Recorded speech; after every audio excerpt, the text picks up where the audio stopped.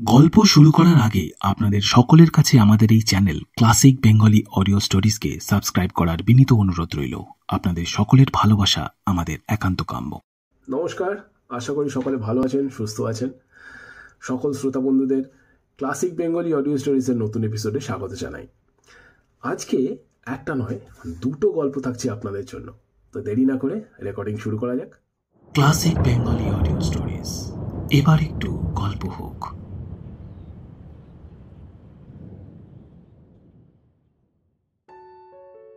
Classic Bengali audio স্টোরিজের আজকের নিবেদন শ্রীমতী লীলা মজুমদারের লেখা দুটি ছোট গল্প, পঞ্চমুখী শাঁখ ও যুগান্তর। গল্প দুটি আমরা বাঘের চোখ নামক গ্রন্থ থেকে নিয়েছি। গল্প পাঠে ও বিভিন্ন চরিত্রে আমি ইন্দ্রনীল। শব্দগ্রহণ, আবহ সঙ্গীত, স্পেশাল এফেক্টস ও প্রচার অলঙ্করণ সহ সমগ্র পরিচালনা আমার নিজে। শুরু হচ্ছে ক্লাসিক বেঙ্গলি অডিও স্টোরিজের আজকের প্রথম গল্প, শ্রীমতী লীলা মজুমদারের লেখা পঞ্চমুখী শাঁখ। বটুদের দেশের বাড়িতে একটা প্রকাণ্ড পঞ্চমুখী শাঁখ আছে। শুনেছি শাঁখটা নাকি 150 বছর ধরে ওদের বাড়িতে রয়েছে। ওর নানা রকম গুণটুনও আছে নাকি। আগে রোজ ওর পূজা হতো, পুরুত ঠাকুর আসতো, খাওয়া দাওয়া হতো। তবে 70 বছর হলো পুজো টুজো সব বন্ধ হয়ে গেছে। এখন ওটা বসবার ঘরের তাকের ওপর সাজানোই থাকে। দুপাশে দুটো কাঁচের ফুলদানিতে কাগজের ফুল থাকে, আর মাঝখানে শাঁখটা 5টা শিং তুলে চকচক করে। রংটা ফিকে কমলা লেবুর মতো, দারুণ ভারী, আর সারা গায়ে কেমন যেন একটা ধূপ ধুনার গন্ধ। গত বছর পুজোর সময় অনেক দিনের জন্য ওদের বাড়িতে গিয়েছিলাম। শাঁখটা দেখে আমি তো অবাক। শাঁখ যে আবার এত প্রকাণ্ড হয় তা আমার জানা ছিল না। ঘরে কেউ ছিল না, তাই আস্তে আস্তে গিয়ে ওর গায়ে একটু হাত বুলালাম। কি সুন্দর পিছলা পিছলা মনে হলো। এমন সময় পিছন থেকে বটুর ছোট দাদু বললেন, এই ধরতে ইচ্ছে হয়তো ধরো, কিন্তু খবরদার যেন ওকে আবার বাজিয়ে বসো না, তাহলেই সাংঘাতিক কাণ্ড হবে। ওটাকে শেষ বাজিয়েছিলেন কে জানো? আমার ছোট ঠাকুরদা। তারপর থেকে তাকে আর খুঁজে পাওয়া যায়নি। তুই যেখানে দাঁড়িয়ে আছিস না, ঠিক ওইখানটিতেই লাল মকমলের একটা চাপকান, চুড়িদারিজের আর নাগরা জুতো জোড়া পড়েছিল। কিন্তু সেগুলোর মধ্যে থেকে আমার ছোট ঠাকুরদা একেবারে বেমালুম নিখোঁজ। সেই থেকে আরও শাঁখ বাজানো হয় না। আমি তাড়াতাড়ি সেখান থেকে একটু সরে দাঁড়ালাম। ছোট দাদু বললেন, না বাবা, বাজানো অবধি কোনো ভয় নেই। ওই শাঁখটা কি বাড়ির জন্য কম করেছে? এই গোষ্ঠী যা কিছু একরকম সবই বলতে গেলে ওই শাঁখের দয়া। তারপর কেন যে বিগড়ে গিয়ে ওই সর্বনাশটি করলো কি জানে। দেখিস আবার ফেলে ঠেলে দিস নি জানো, আঙুলও ছেঁচে যাবে। আবার কি হতে গিয়ে শেষটা কি হয়ে যাবে। এই বলে ছোট দাদু ঘরের কোণা থেকে লাঠি ঝোড়া তুলে নিয়ে কোথায় যেন বেরিয়ে গেলেন। তারপর বটুর কাছে আরো শুনলাম। সত্যি ভারী অদ্ভুত ব্যাপার। 150 বছর আগে ওদের কে একজন পূর্বপুরুষ মেলা ধার ধর করে শেষটায় পাওনাদারদের তাগাদার চোটে সন্ন্যাসী হয়ে শটাং রামেশ্বরম চলে গিয়েছিলেন। সেখানে গিয়েই অত বড় মন্দির, যার বারান্দাটাই শোনা যায় 4000 ফুট লম্বা, আর তার মধ্যে থাকে 33 কোটি দেবতার মূর্তি সাজানো। ওইসব দেখে তার মনের একটা ভারী পরিবর্তন হলো। গেলেন সমুদ্রের ধারে স্নান সেরে একবার পুজো দেবেন বলে। সে কি বিশ্রী সমুদ্রের ধার, সে আর কি বলবো, একেবারে জলের কাছাকাছি পর্যন্ত এবড়ো খেবড়ো গাছাগাছালি। জলে মোটেও ঢেউ নেই, তীর ঘেঁষে শ্যাওলা পড়েছে, আর সে যে একটা বিশ্রী আষ্টে গন্ধ, সে কি বলবো। কিন্তু মনের বদল হয়েছে। এখন তো আর ওসব ভাবলে চলবে না। বটুর পূর্বপুরুষ একটা গামছা পরে তারই মধ্যে ঝুপঝাপ করে নেমে পড়লেন। ও মা, পায়ের আঙুলে আবার কুটকুট করে কামড়ায় কিসে? পূর্বপুরুষ সেখান থেকে খানিকটা সরে গিয়ে স্নানের চেষ্টা করলেন। কিন্তু কি জ্বালা, আবার আঙুলে কিসে কুটকুট করে কামড়ায়, কি আপদ। এরকম করলে তো মন বদলানো মুশকিল। পূর্বপুরুষ বিরক্ত হয়ে জল থেকে উঠে পড়লেন। বালিটুকু পার হবেন এমন সময় পিছন থেকে সর সর শব্দ শুনে তাকিয়ে দেখেন কি কাণ্ড! একটা একটা বিরাট পাঁচমুখী শাঁখ কুকুরের বাচ্চার মতন পেছন পেছন আসছে। এখন কি করা যায়? শাঁখটাকে তাড়া দিলেও যায় না। পূর্বপুরুষের শুকনো ধুতির খুঁটে বাঁধা কিছু মুড়ি নারকেল ছিল, তাই খানিকটা ছুঁড়ে দিলেন। অমনি গুড় গুড় করে এগিয়ে এসে শাঁখটা সেটার উপর চেপে বসল। তারপর তার সাহস আস্তে আস্তে বেড়ে গেল, একেবারে নাকি কোলে চড়ে বসল। পূর্বপুরুষ তো ভয় কাঠ হয়ে গেলেন। কি জানি আবার কামড়ে টামড়ে দেবে না তো? ওজনটিও তো নেহাত কম নয়। যেই না ও কথা ভাবা, পূর্বপুরুষ একেবারে উঠে দাঁড়ালেন। অমনি শাঁখটাও কোল থেকে গড়িয়ে বালির ওপর চিত হয়ে পড়ে গেল। পূর্বপুরুষ অবাক হয়ে দেখলেন ওটার ভিতরে পোকা টোকা কিচ্ছু নেই, একদম ফাঁকা। এমনকি মাথায় একটা ফুটো অবধি রয়েছে। তুলে কানের কাছে নিয়ে ধরলেন সেটিকে। অমনি মাঝ সমুদ্রের অগাধ জলের শোঁ শোঁ শব্দ কানে এলো। পূর্বপুরুষের প্রাণ জুড়িয়ে গেল। শাঁখটাকে কোলে নিয়ে উঠে দাঁড়ালেন। একবার একটু ফুঁ দিয়ে বাজাতেই আকাশ বাতাস জুড়ে গম গম শব্দ উঠল। মনে ভাবলেন যদি কিছু টাকা পেতাম, শাঁখটা নিয়ে দেশে ফিরে যেতাম।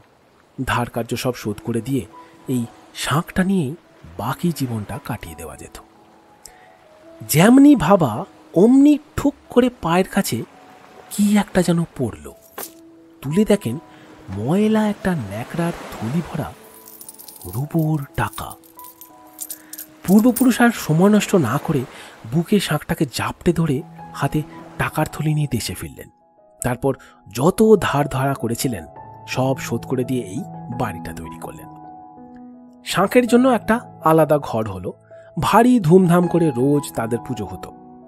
আর তার দৌলতে ওদের আর কোনো রকম দুঃখ কষ্ট রইল না, কারণ রোজ রাত্রে পুজোর পর একবারটি বাজিয়ে ওর কাছে যা চাওয়া হতো তাই পাওয়া যেত। বটু এত দূর বলে একবার আমার দিকে তাকালো, তারপর আরো বলল, দিনের বেলা বা সারাদিনের মধ্যে একবার ওর কাছে চাওয়া যেত, আর চাওয়া যেত ঠিক তাই পাওয়া যেত। কিন্তু খুব সাবধানে চাইতে হতো জানিস, কারণ ঠিক যেমনটি বলা হতো না ঠিক তেমনটি ফলে যেত। কথার এতটুকু নরণচরণ হতো না, তার জন্য মাঝে মাঝে খুব অসুবিধা হতো। বুড়ি ঠাকুমা এই শাঁখ বাজিয়ে প্রণাম করে সবেমাত্র উঠেছেন, আর নাতিরা অমনি জ্বালাতন শুরু করে দিয়েছে। ওর পানের ডিব্বের সব কটি পান খেয়ে ফেলেছে, একবারে হাড় ভাজা করে তুলেছে ওনার। বিরক্ত হয়ে যেই বলেছেন এই চুলাই জাগে সব, আর যাবে কোথায়? ঝুপ ঝুপ করে সব রান্নাঘরে উনুনে গিয়ে পড়েছে। উনুন টনুন নিভে একদম একাকার, এখানে ছেঁকা ওখানে ছেঁকা। তবে মাঝে মাঝে কিছু সুবিধাও হয়েছে। বেআই বাড়ির লোকেরা মহা বাড়াবাড়ি লাগিয়ে দিয়েছিল, কিছুতেই মেয়ে পাঠাবে না। বুড়ো ঠাকুরদা সবে পুজো সেরে শাঁখটাকে বাজিয়ে প্রণাম করে উঠেছেন, এমন সময় যারা মেয়েকে আনতে গেছিল তারা ফিরে এসে খবরটি দিল। বুড়ো রেগে গিয়ে বললেন, বেআই বিয়ান ফিরিয়ে দিলে বুঝি, যাকে মরুককে। ব্যাস, আর যাবে কোথায়? তৎক্ষণাৎ বেআই বিয়ান চোখ তুলে একেবারে আমি বটুকে বললাম, তবে ওই শাঁখটাকে বলে একটু অঙ্কের নম্বর বানিয়ে নিস না কেন? বটু বলল, সে আওয়ার জো নেই, 70 বছর থেকে ওর কাছে কিছুই চাওয়া বারণ। আমি শাঁখটার কাছে আরও একটু এগিয়ে গেলাম। কেন, চাইলে কি হবে? আরে কি হবে মানে? ঠাকুরদা সে একেবারে কর্পূরের মতো উড়ে গেলেন, সেটা বুঝি কিছু নয়। যদিও ওর ঠাকুরদা উড়ে গেছেন বলে আমার কিছু যায় আসে না, তবে ওদের বাড়িতে আছি, খাচ্ছি দাচ্ছি, তাই আর কিছু বললাম না। সেটাই মনে হলো ভালো। কিন্তু অমন সুন্দর একটা শাঁখ এতকাল ঘরে রয়েছে, কাউকে কিছু বলে না টলে না, তাকেই বা অত ভয় কিসের সে তো বুঝলাম না। একটু হাত দিয়ে সরালাম, কিচ্ছু হলো না। 2 হাতে তুলে নিলাম, নিয়ে একটু নাকের কাছে নিয়ে গিয়ে শুকলাম, বেশ গন্ধ। কানের কাছে উঠিয়ে নিয়ে শুনলাম অগাধ সমুদ্রের জলের শোঁ শোঁ শব্দ। কেমন যেন সারা গায়ের লোম সরসর করে খাড়া হয়ে উঠল। শাঁখটাকে এবার নামিয়ে রাখলাম। বটু একটু কাষ্ট হাসি হেসে বলল, দেখিস, বেশি বাড়াবাড়ি করে ফেললে কিন্তু শেষে কষ্ট পেতে হবে। বটুদের পাড়া ছাড়িয়ে খানিকটা দূরে বটতলার মাঠে পুজোর সময় যাত্রা হয়। কিন্তু বটুদের বাড়ির লোকেরা এমনই যে কিছুতেই ছেলেদের গ্রামের লোকেদের সঙ্গে যাত্রা দেখতে দেবে না। বলে নাকি আমার বাবা শুনলে রাগ করবেন। এদিকে নিজের বাবা, যাকে সেসব কথা। বটু বলল, অত সহজে ঘাবড়ালে চলবে না, দেখি না কি করব। তারপর খাওয়া দাওয়া সারা হলে ঘরে গিয়ে খানিকটা ঘাপটি মেরে পড়ে থাকলাম।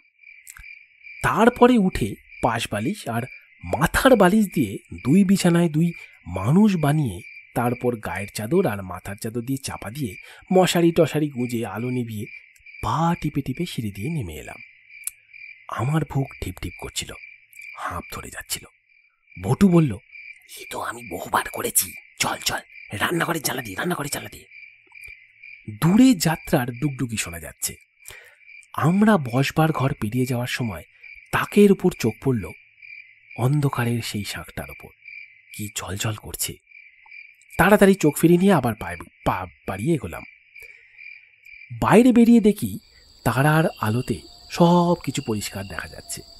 রান্নাঘরের জানলা বাইরে থেকে ঠেসে দিয়ে মাঠের মধ্যে দিয়ে দৌড় দৌড় দৌড় একেবারে বটতলার মাঠে যাত্রার ওখানে গিয়ে পৌঁছালাম। উফ, কি ভালোই যে লাগলো। কুম্ভকর্ণ যে কি মজাটাই করলো সে আর কি বলবো। কখন সে রাত কেটে গেল টেরই পেলাম না। ভোরের আগে যাত্রা ভাঙল। বটু আর আমি ঢুলু ঢুলু চোখে বাড়ি মুখো রওনা হলাম।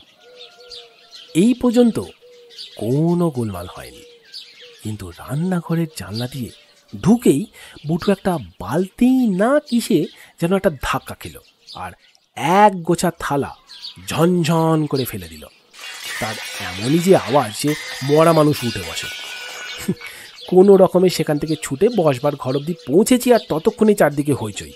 ছোট দাদু লাঠি নিয়ে টর্চ নিয়ে সিঁড়ি দিয়ে নামছেন, ধরলে আর আস্ত রাখবে না। একবার টর্চটা আমার মুখে পড়লেই আমার পুজোর ছুটি মজা মারা শেষ। অন্ধকারের শাঁখটা তখনও জলজল করছে। এক দৌড়ে সেটাকে বুকের মধ্যে নিয়ে মুখের কাছে নিয়ে এসে দিলাম একটা ফু। অমনি সারাটা বাড়ি গম গম করে উঠল। মনে মনে বললাম, এইবার দেখি তো তোমার কত ক্ষমতা।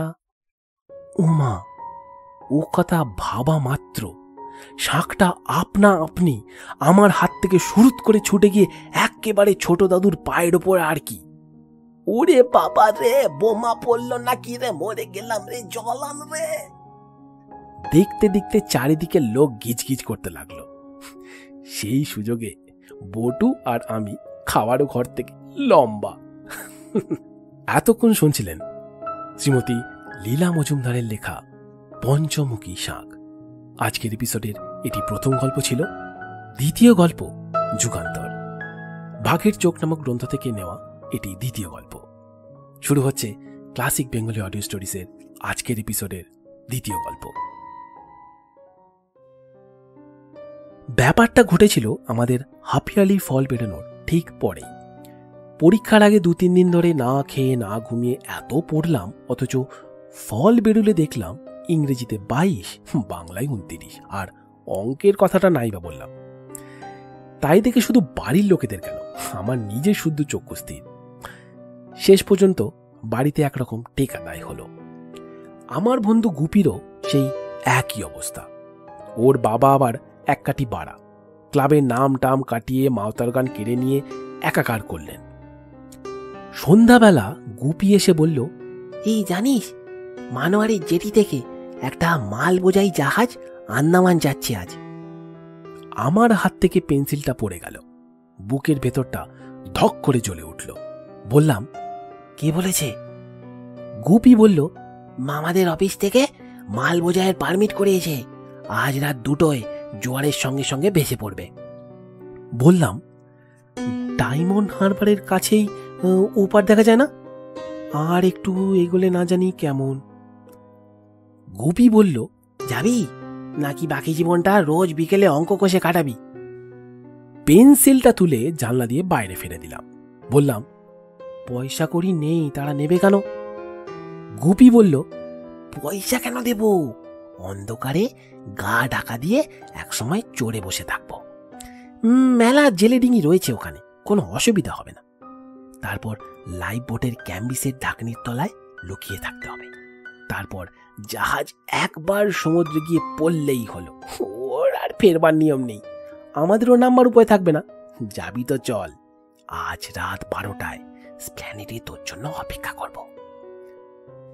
চোখের সামনে যেন দেখতে পেলুম আন্দামানের ঝিনুক দিয়ে বাঁধানো রাস্তার উপর দিয়ে ঝাঁকে ঝাঁকে সবুজ টিয়া পাখি উড়ে যাচ্ছে, আর মাথার উপর ঘোর নীল আকাশ ঝাঁ ঝাঁ করছে। দূরে সুন্দরী গাছের বন থেকে সারি সারি কালো হাতি বিরাট বিরাট গাছের গুড়ি মাথায় দিয়ে ঠেলে ঠেলে নিয়ে আসছে। বললাম, বেশ, তাই হবে। তারপর যে কত বুদ্ধি করে রাত 12টায় সেখানে গিয়ে গুপির কাছে জুটলাম, সে আর কি বলবো। সঙ্গে একটা শার্ট, প্যান্ট, তোয়ালে আর একটি টর্চ ছাড়া আর কিচ্ছু নেই। রাতে খাবার সময় ওই পুরনো কথাটা নিয়ে আরো একজোট হয়ে গিয়েছে।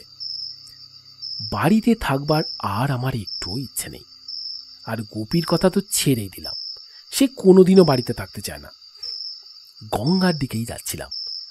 অনেকটা এগিয়েছি, লাট সাহেবের বাড়ির গেটটা পেরিয়েও আরো খানিকটা গিয়েছি। এমন সময় দেখি ক্যালকাটা গ্রাউন্ডের পাশে ইডেন গার্ডেনের সামনে দিয়ে একটা প্রকাণ্ড 4 ঘোড়ার গাড়ি আসছে। আমরা তো অবাক, জন্মে কখনো 4 ঘোড়ার গাড়ি দেখিনি। কলকাতা শহরে আবার 4 ঘোড়ার গাড়ি আছে তাই জানতাম না। তাড়াতাড়ি পা চালিয়ে গিয়ে গেলাম। দূর থেকে দেখতে পাচ্ছিলাম 4টে কালো কুচকুচে দৈত্যর মতন বিরাট ঘোড়া। তাদের সাজগুলো তারার আলোয় জলজল করছে।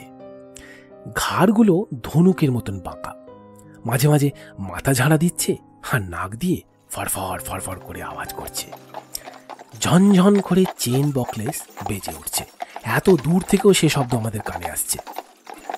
16টা খুঁড়ের মধ্যে মাঝে মাঝে স্পার্ক দেখা দিচ্ছে, সে না দেখলে ভাবা যায় না। গাড়িটা ততক্ষণে ইডেন গার্ডেনের পাশ দিয়ে বাঁ হাতে ঘুরে অ্যাসেম্বলি হাউসের দিকে বেঁকেছে। ওইখানেই সারা দিন মিস্ত্রিরা কাজ করছে। পথে 2-1টা ইট পাটকেল পড়ে থাকবে হয়তো, তাতেই হোঁচট খেয়ে সামনের দিককার একটা ঘোড়ার পা থেকে একটা নাল খুলে গিয়েই সাঁই করে অন্ধকারের মধ্যে একটা ভাঙা চক্র এঁকে কতগুলি ঝোপঝাড়ের মধ্যে গিয়ে পড়ল। খানিকটা খুঁড়ের খটাখট, চেনের ঝমঝম শব্দ করে আরো হাত বারো এগিয়ে গিয়ে বিশাল গাড়িটা থেমে গেল। ততক্ষণে আমরা দুজনে একেবারে কাছে গিয়ে পৌঁছেছি। দেখি গাড়ির পেছন থেকে 4 জন সবুজ পোশাক পরা, কোমরে সোনালি বেল্ট আঁটা সহিস নেমে এলো। ছুটতে গিয়ে 4টে ঘোড়ার লাগাম ধরে কষে দাঁড়িয়েছে। সামনের দিকটার ডান দিকের ঘোড়াটার চোখটা সাদা দেখা যাচ্ছে। আকাশের দিকে মুখ তুলে দেখলাম ঘোড়াটা জোরে, ভীষণ জোরে একটা চিহি করে ডেকে উঠল, আর চারিদিকে গম গম করে উঠল সেই শব্দে। গাড়ির মধ্যে থেকে লম্বা চড়া একজন লোক নেমে পড়ল। বোধহয় ওরা কোনো থিয়েটার পার্টির লোক, কোনো বিদেশি জাহাজে অভিনয় করে ফিরছিল বোধহয়। কারণ লোকটা দেখলাম রাজার মতন একটা পোশাক পরা, একটা মখমলের জোব্বা পাঞ্জাবি, গলায় মুক্তোর মালা আর কানে হিরে। আর সেই যে কি ফর্সা আর কি সুন্দর দেখতে।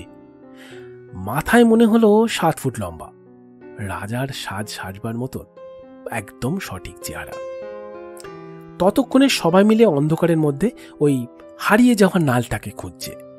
আমাদের দিকে কারোর লক্ষ্য নেই। আমি টপ করে থলি থেকে টর্চটা বার করে টিপতেই দেখি ওই ঝোপের মধ্যে নালটা পড়ে আছে, রূপোর মতো ঝকঝক করছে। গুপি ছুটে গিয়ে সেটিকে হাতে করে তুলে নিল। তখনও একেবারে যেন গরম হয়ে আছে সেটা। নালটা হাতে নিয়ে ওদের কাছে এগিয়ে গেলাম। এতক্ষণে আমাদের দিকে ওদের চোখ পড়ল। কোথায় পেলি বাপ? ওইখানে ঝোপের গোড়ায়। গুপি ওই ঝোপটা দেখিয়ে দিল। বাহ, বেড়ে আলোখানি তো বাপ। ওরাই বোধহয় দিয়েছে না? তাহলে আর একটু দয়া করবি, ওই দিকটায় কোথায় খামারের একটা দোকান আছে, একটু বলে দে দেখিনি। ওটি আবার না লাগালে যাওয়া যাবে না। আমি ভেবাচাকা খেয়ে গুপির দিকে তাকালাম। এই কামারবাবু কোথায়? গুপি বললে, এই চলুন, ওই সাইকেল মেরামতির দোকান আছে একটা ওইদিকে, আমি চিনি, তারা যদি পারে এটা করে দিতে পারে। তাহলে ওঠ বাপ, তাড়াতাড়ি ওঠ, আর সময় নেই। দুজনে গাড়ির মধ্যে ভদ্রলোকের পাশে গিয়ে বসলাম। মখমলের গদি, থিয়েটারের লোকজন বেশ বসে আছে আশেপাশে, ভুর ভুর করছে আতরের আর তামাকের গন্ধ। ওই ভদ্রলোকের কাছে মেলা দলিলপত্র রয়েছে দেখলাম। গুপি বাতলে দিল যে বাঁয়ে ঘুরে ডালহাউসি স্কোয়ারের দিকে যেতে হবে। আস্তে আস্তে চললাম। ঘোড়ার পায়ে ব্যথা লাগে। ছোট্ট একটা গলির মধ্যে সেই দোকানটি, তাই অত বড় 4 ঘোড়ার গাড়ি তার মধ্যে ঢুকবে না, ঢুকলেও আর ঘোরাবার কোনো উপায় থাকবে না। ভদ্রলোক কেবলই তাড়া দিতে লাগলেন। দেরি করলে নাকি নন্দকুমার নামে এক মানুষের প্রাণ যাবে। তখন গুপি নাল হাতে লাফ দিয়ে নেমে পড়ল। তারপর বলল, এইখানেই দাঁড়ান, আমি ওই যন্ত্রপাতি শুদ্ধ শম্ভুকে ডেকে আনি। এই তুইও আয় আমার সাথে। অগত্যা দুজনেই নামলাম। শম্ভুকে ঠেঙিয়ে তুলতে একটু দেরি হলো। তারপর প্রথমটার সাথে কিছুতেই বিশ্বাস করতে চায় না। এই 4 চাকার গাড়ি আবার কি? এই তল্লাটি কোথাও এই 4 চাকার গাড়ি হয় জানতাম না তো। আর এই 4 ঠ্যাঙের ঘোড়াই দেখলুম না কোথায়, আবার এই 4 চাকার বড় গাড়ি। শেষটায় ঘোড়ার নালটা সে দেখে একেবারে থ। এই এত বড় নাল হয় নাকি ঘোড়ার? এ হাতি নয় তো? হাতির পায়ে নাল আমি লাগাতে পারবো না, এই বলে দিল গুপিকে। আমরা বুঝিয়ে বললাম, আরে চলোই না, গিয়ে নিজের চোখেই দেখবে। এত প্রকাণ্ড ঘোড়াই বা তুমি দেখলে কোথায় যে এত বড় নাল দেখবে? চলো, তোমার লোহাটোয়া নিয়ে, ওদের খুব তাড়া আছে, দেরি করলে নাকি কার প্রাণ টান নিয়ে টানাটানি হবে। মেলা কাগজপত্র নিয়ে চলেছে, চলো। না হয় ধরো নালটাও তোমার যন্ত্রের বাক্সের মধ্যে ভরো, ভারী আছে কিন্তু। শম্ভু জিনিসপত্র গুছিয়ে নিল।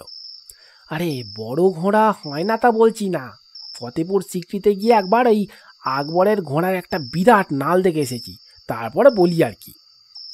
কথা বলতে বলতে গলির মুখে এসে পড়েছি, কিন্তু কোথায় সেই 4 ঘোড়ার গাড়ি? চারিদিক চুপচাপ, থমথম। পথে কোনো আলো নেই, একটা মানুষও নেই, কুকুরও নেই, কোনো বিড়ালও নেই। এ তো কিছুই নেই চারিপাশে। ডাইনে বাঁয়ে দুদিকে যত দূর চোখ যায় তাকিয়ে দেখলাম, কোথাও কিছুই দেখতে পেলাম না। রাস্তার আলোর কাছে গিয়ে দেখি যে শম্ভুর যন্ত্রপাতির বাক্সটার মধ্যে সেই নালটাও আর নেই। তখন শম্ভু ফ্যাকাশে মুখ করে আমাদের দিকে চেয়ে বলল, ও গাড়ি আরও অনেকে দেখেছে, কিন্তু বেশিক্ষণ থাকে না। ওই রাজা বাহাদুর মহারাজা নন্দকুমারের প্রাণ বাঁচাতে চেয়েছিল, কিন্তু সময়কালে ঠিক পৌঁছাতে পারেনি। তোমরা বোধহয় তাই দেখেছ। বলে আমাদের একরকম টানতে টানতে ওদের বাড়ি নিয়ে গেল। পরদিন সকালে যে যার বাড়ি ফিরে গেলাম। গুপিকে আর জাহাজের কথা বলতে হলো না কাউকে। ক্লাসিক বেঙ্গলি অডিও স্টোরিজে এতক্ষণ শুনছিলেন আজকের এপিসোডের দ্বিতীয় গল্প, শ্রীমতী লীলা মজুমদারের লেখা যুগান্তর। পঞ্চমুখী শাঁখ ও যুগান্তর এই গল্প দুটির অডিও রূপান্তর লেখিকার প্রতি আমাদের অন্তরে শ্রদ্ধা জ্ঞাপন মাত্র। সেই সঙ্গে বাঘের চোখ এই গ্রন্থটির পাবলিশারকে অনেক অনেক ধন্যবাদ এই গল্প দুটি প্রকাশ করবার জন্যে। এই গল্প দুটি আপনাদের কেমন লাগলো আমাকে কমেন্ট সেকশনে জানাতে ভুলবেন না। আর এই ধরনের গল্প শুনতে সাবস্ক্রাইব করুন আমাদের official YouTube channel youtube.com/classic bengali audio stories। ভালো থাকবেন সকলে, নমস্কার।